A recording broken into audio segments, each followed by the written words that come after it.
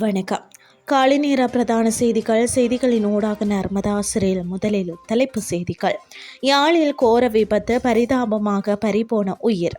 அடுத்த 24 மணித்தியாலங்களில் 100 மில்லிமீட்டருக்கும் அதிகமான பலத்த மழை. அஸ்வசம முதியோர் உதவித்தொகை என்று. காசா மீதான தாக்குதல்களுக்கு இத்தாலியில் இருந்து வெளிவரும் எதிர்ப்பு. இனி விரிவான செய்திகள்.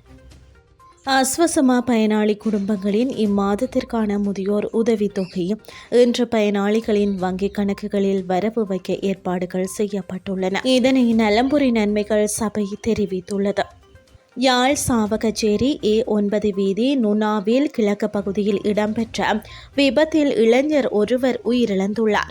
இதேவேளை இந்த விபத்தில் பெண்ணொருவர் படுகாயமடைந்துள்ளதாக காவல்துறையினர் தெரிவிக்கின்றனர். சாவகச்சேரியில் இருந்து யாழ் நோக்கி சென்ற வாகனம் ஒன்றை அதே திசையில் சென்ற ஊந்துருளி ஒன்று முந்தி செல்ல முற்பட்ட வேளை இந்த விபத்து சம்பவித்துள்ளது. முந்தி செல்ல முற்பட்ட ஊந்துருளி எதிர் திசையில் யாழில் இருந்து சாவகச்சேரி நோக்கி சென்ற இளைஞர் ஒருவர் செலுத்திய ஊந்துருளியுடன் மோதியதில் இளைஞர் அருகில் பயணித்த வாகனத்தில் தூக்கி வீசப்பட்ட நிலையில் சம்பவ இடத்திலேயே உயிரிழந்துள்ளார். படுகாயமடைந்த பெண் சாவகச்சேரி ஆதார வைத்தியசாலையில் அனுமதிக்கப்பட்ட நிலையில் மேலதிக சிகிச்சைக்காக யாழ் போதனா வைத்தியசாலையில் அனுமதிக்கப்பட்டுள்ளார். இவ்விபத்து சம்பவத்தில் மேசாலை புத்தூர் சந்தி பகுதியை சேர்ந்த 20 வயதான இளைஞரே உயிரிழந்துள்ளதாக தெரிவிக்கப்பட்டுள்ளது. சம்பவம் தொடர்பில் சாவகச்சேரி காவல்துறையினர் விசாரணைகளை மேற்கொண்டு வருகின்றனர். நாட்டின் தென்மேற்கு பகுதிகளில் தற்போது காணப்படும் மழையூடான வானிலை அடுத்த 24 மணித்தியாலங்களில் தொடர்ந்து பெய்யக்கூடும் என வளிமண்டலவியல் திணைக்களம் அறிக்கை ஒன்றை வெளியிட்டுள்ளது.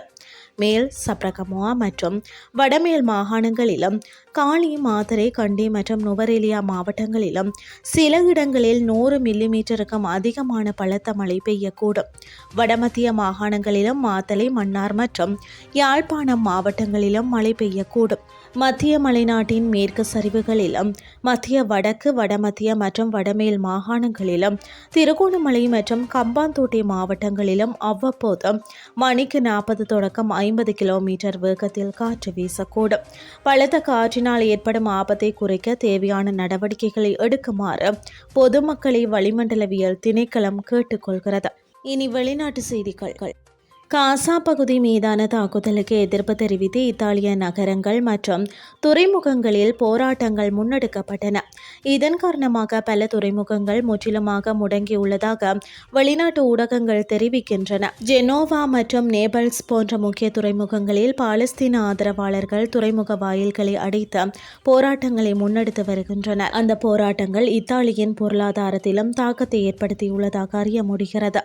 காசா மக்களுக்கு நீதி கிடைக்கும் வரை தங்கள் போராட்டங்களை கைவிடப் போவதில்லை என போராட்டக்காரர்கள் குறிப்பிடுகின்றனர்.